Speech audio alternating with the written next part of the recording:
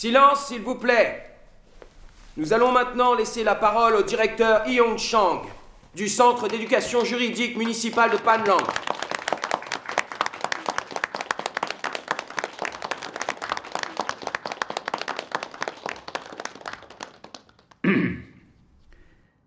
Tout d'abord, bienvenue à vous. De nos jours, de plus en plus de gens croient en Dieu. C'est pourquoi l'athéisme rencontre d'énormes défis.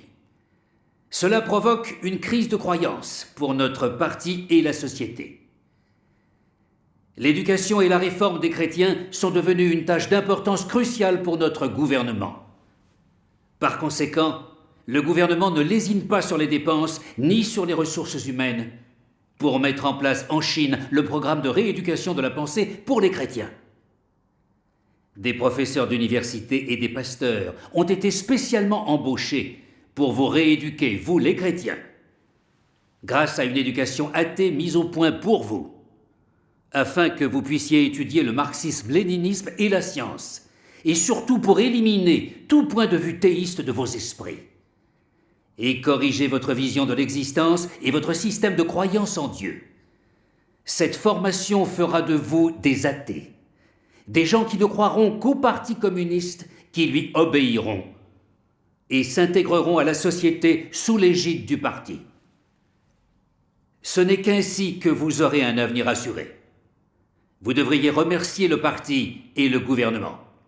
Vous devriez être reconnaissant envers notre pays qui vous éduque et vous efforcer de vous réintégrer dans la société le plus vite possible. Je proclame à présent le cours de rééducation de la pensée pour les chrétiens de la ville de Panlang officiellement ouvert. Applaudissez. Allez, il faut applaudir. Nous allons maintenant inviter le professeur Sun Yongli de l'Académie des sciences sociales de la province. Veuillez l'accueillir.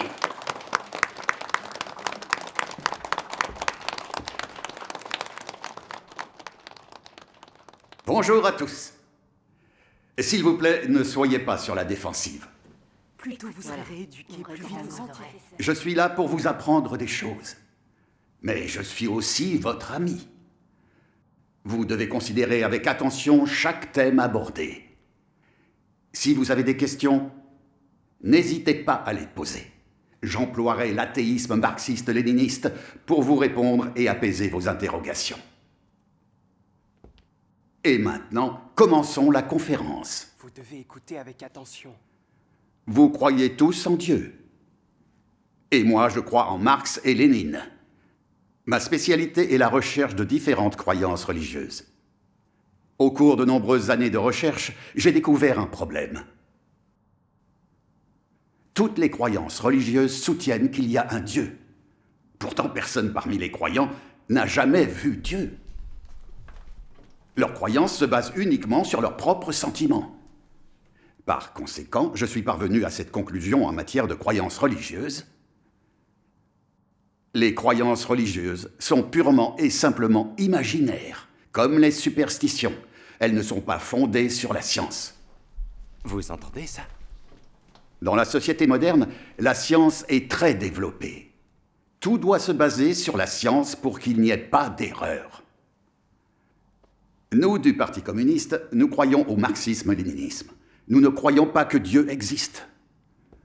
Vous vous souvenez de l'Internationale ? Il n'est pas de sauveur suprême, ni Dieu, ni César, ni tribun. Producteurs, sauvons-nous nous-mêmes, décrétons le salut commun. L'Internationale nous l'a clairement expliqué, il n'est pas de sauveur suprême.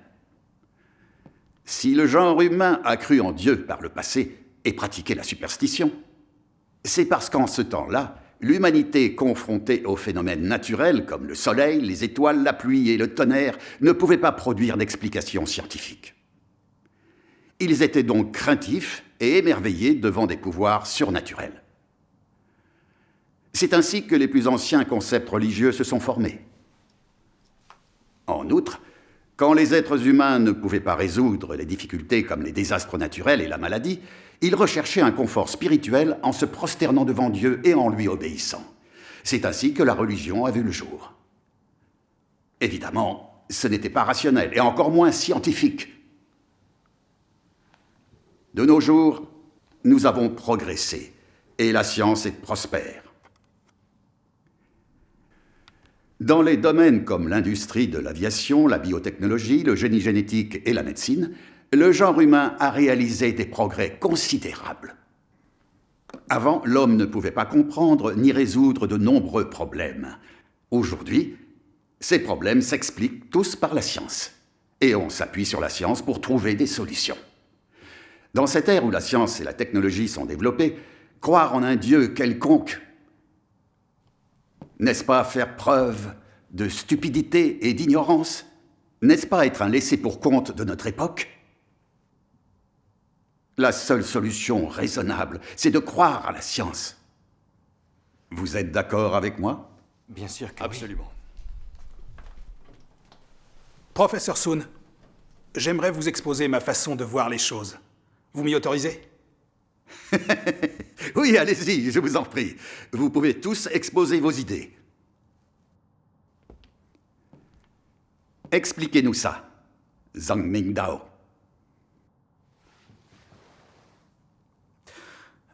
Professeur Soon, vous prétendez que la religion est née parce que l'homme manquait de connaissances scientifiques et qu'elle serait due à la crainte et à l'émerveillement face au pouvoir surnaturel, que c'est une superstition.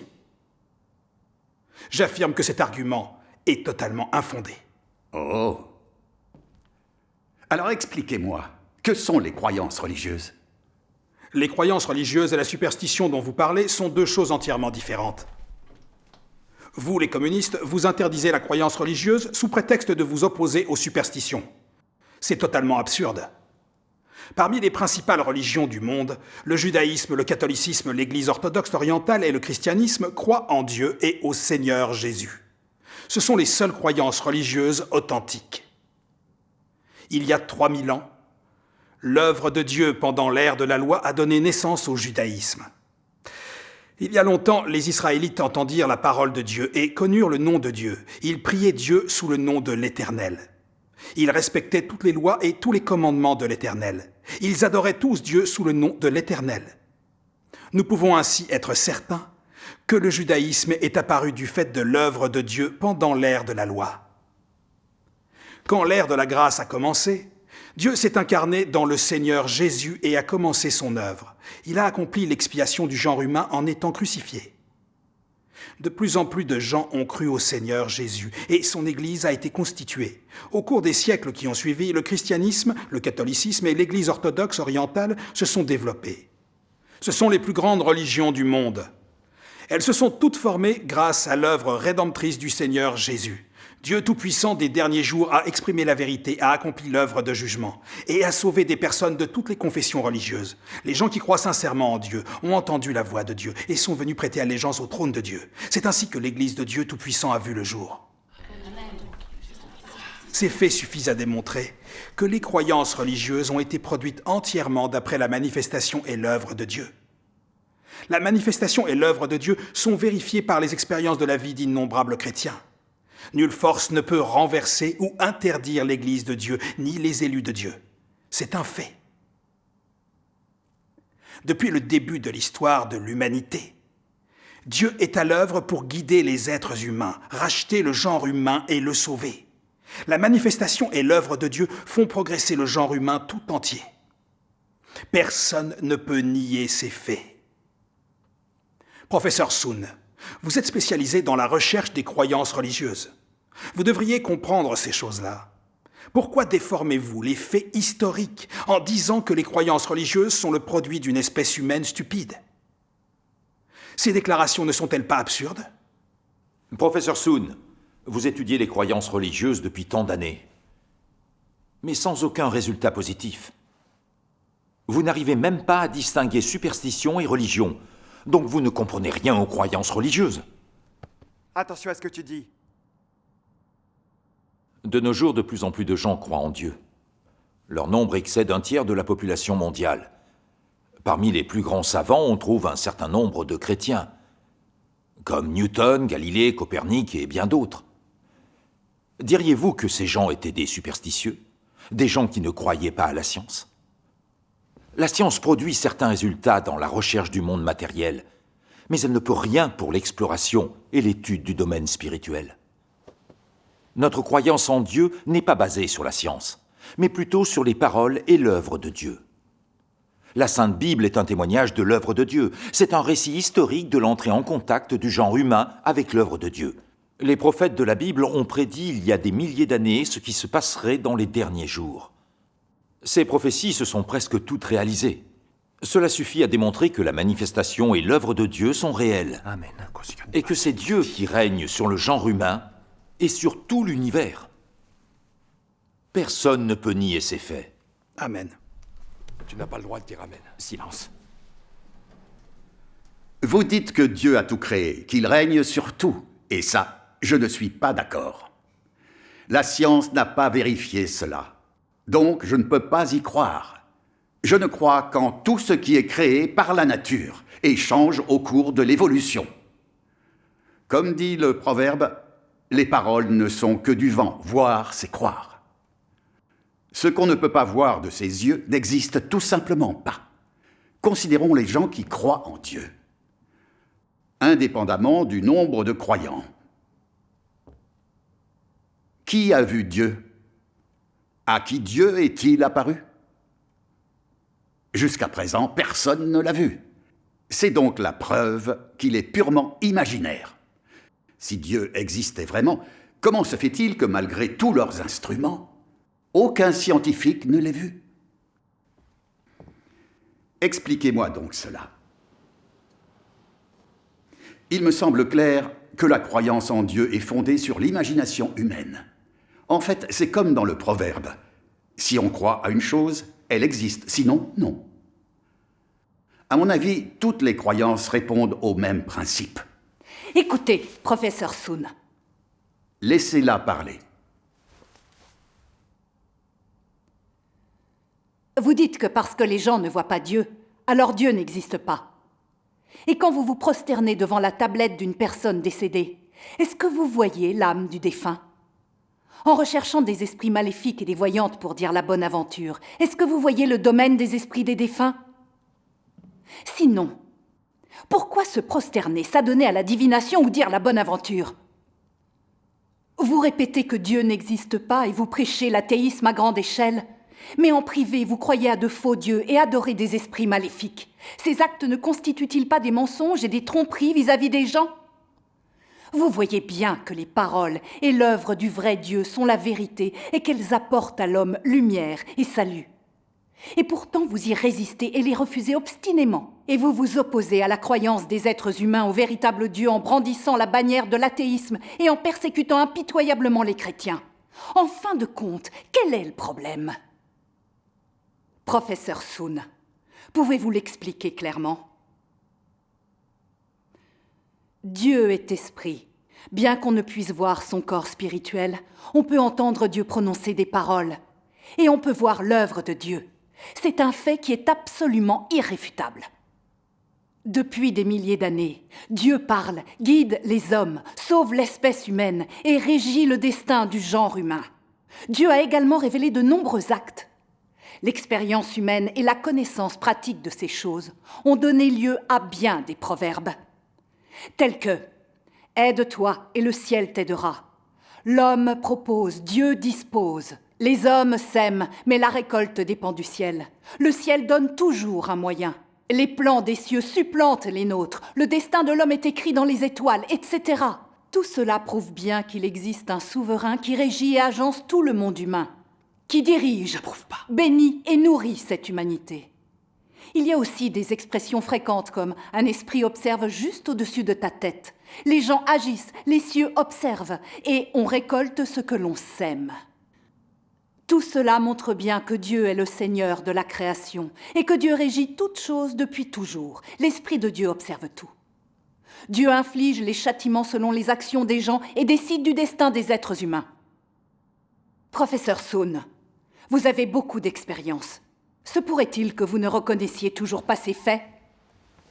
Ça suffit maintenant. Tu es ici pour écouter. Professeur Soon. Assieds-toi. Qu'est-ce que tu fais? Professeur Soon, vous dites que parce que personne ne voit Dieu, il n'existe pas. Ce point de vue est incorrect.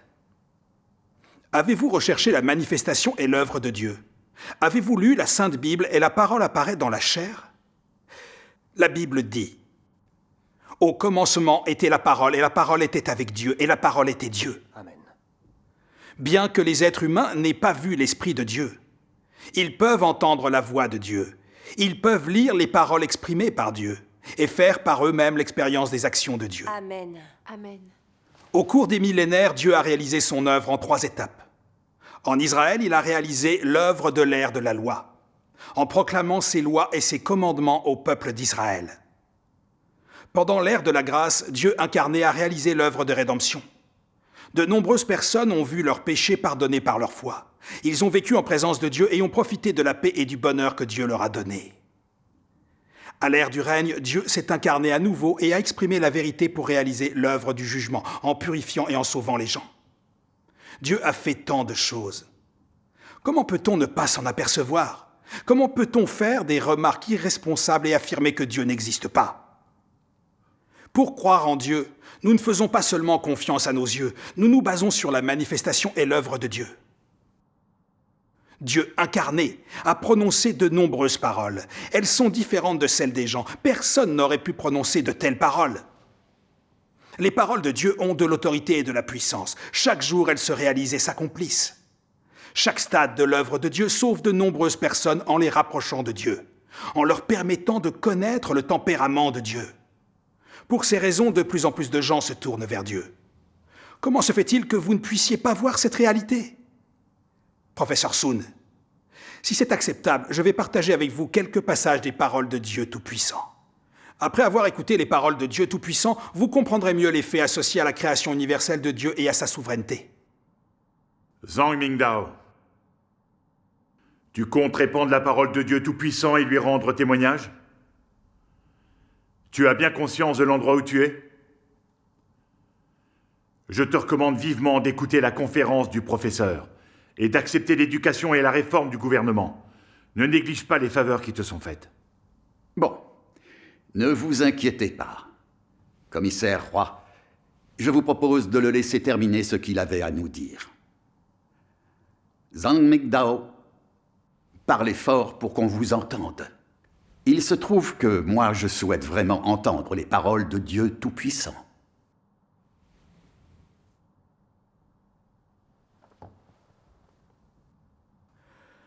Dieu Tout-Puissant dit « Combien de créatures vivent et se reproduisent dans la vaste étendue de l'univers, en suivant continuellement la loi de la vie, respectant une règle constante. Ceux qui meurent emportent avec eux les histoires des vivants, et ceux qui vivent répètent la même histoire tragique de ceux qui sont morts. Tout à fait. Et l'humanité ne peut s'empêcher de se demander « Pourquoi vivons-nous ? Et pourquoi devons-nous mourir? Qui est aux commandes de ce monde? Et qui a créé cette humanité? L'homme a-t-il vraiment été créé par Mère Nature? L'humanité est-elle vraiment au contrôle de son propre destin? L'humanité ne sait pas qui est le souverain de toutes choses dans l'univers, et elle ne connaît encore moins le commencement et l'avenir de l'humanité. L'humanité vit seulement nécessairement au milieu de cette loi. Nul ne peut y échapper, et personne ne peut le changer. Car il n'y a entre toutes choses et dans les cieux un seul d'éternité en éternité qui détient la souveraineté sur tout. Il est celui qui n'a jamais été vu par l'homme, celui que l'humanité n'a jamais connu. L'humanité n'a jamais cru en son existence. Pourtant, il est celui qui a insufflé le souffle aux ancêtres de l'humanité et a donné la vie aux hommes. Il est celui qui donne et nourrit l'humanité pour son existence et qui guide les hommes jusqu'à nos jours. De plus, c'est de lui et de lui seul que la survie de l'humanité dépend. Il détient la souveraineté sur toutes les choses et régit tous les êtres vivants de l'univers. Il commande les 4 saisons et c'est lui qui appelle le vent, le gel, la neige et la pluie. Il donne à l'humanité le soleil et provoque la tombée de la nuit. C'est lui qui a conçu les cieux et la terre, mettant à la disposition de l'homme les montagnes, les lacs et les rivières et tous les êtres vivants qui s'y trouvent. Amen. Son action est partout. Sa puissance est partout. Sa sagesse est partout. Et son autorité est partout. Amen. Chacune de ses lois et de ses règles est l'incarnation de son action. Amen. Et chacune d'elles révèle sa sagesse et son autorité. Qui peut se dispenser de sa souveraineté? Et qui peut se décharger de ses desseins? Toutes choses existent sous son regard et d'ailleurs, toutes choses vivent sous sa souveraineté. L'humanité n'a pas autre choix que de reconnaître le fait qu'il existe réellement et qu'il détient la souveraineté sur toutes choses grâce à son action et sa puissance. Professeur Soon, moi aussi j'aimerais vous faire écouter un passage des paroles de Dieu Tout-Puissant. Dieu Tout-Puissant dit « Depuis le jour où l'homme est entré dans l'existence, Dieu a été stable dans son œuvre, en gérant cet univers et en dirigeant le changement et le mouvement de toutes choses. Comme toute chose, l'homme reçoit tranquillement et inconsciemment la nourriture de la douceur de la pluie et de la rosée de Dieu. Comme toute chose, l'homme, sans le savoir, vit sous l'orchestration de la main de Dieu. Le cœur et l'esprit de l'homme sont tenus dans la main de Dieu. Et toute la vie de l'homme est contemplée aux yeux de Dieu. Peu importe si vous croyez cela, toutes les choses vivantes ou mortes évolueront, changeront, se renouvelleront et disparaîtront selon les pensées de Dieu. C'est ainsi que Dieu règne sur toutes choses. Amen. Dieu Tout-Puissant dit encore « Bien que l'humanité ne reconnaisse pas que Dieu existe, qu'elle n'accepte pas le fait que le Créateur a fait toutes choses et qu'il a la domination sur toutes choses, et bien qu'elle ne reconnaisse pas non plus l'existence de l'autorité du Créateur, les scientifiques, les astronomes et les physiciens humains trouvent de plus en plus que l'existence de toutes choses dans l'univers et les principes et les schémas qui dictent leurs mouvements sont tous régis et contrôlés par une sombre énergie invisible et vaste. Cela oblige l'homme à accepter et à reconnaître qu'il existe un être puissant qui orchestre tout au milieu de ces schémas de mouvement. Sa puissance est extraordinaire, et bien que personne ne puisse voir son vrai visage, il gouverne et contrôle tout à chaque instant. Aucun homme ou aucune force ne peut surpasser sa souveraineté. Amen. Face à ce fait, l'homme doit reconnaître que les lois qui régissent l'existence de toutes les choses ne peuvent pas être contrôlées par les humains. Elles ne peuvent être changées par personne. Et en même temps, l'homme doit également admettre que les êtres humains ne peuvent pas comprendre pleinement ces lois. Et elles ne sont pas d'origine naturelle, mais sont dictées par un seigneur et un maître. Assez!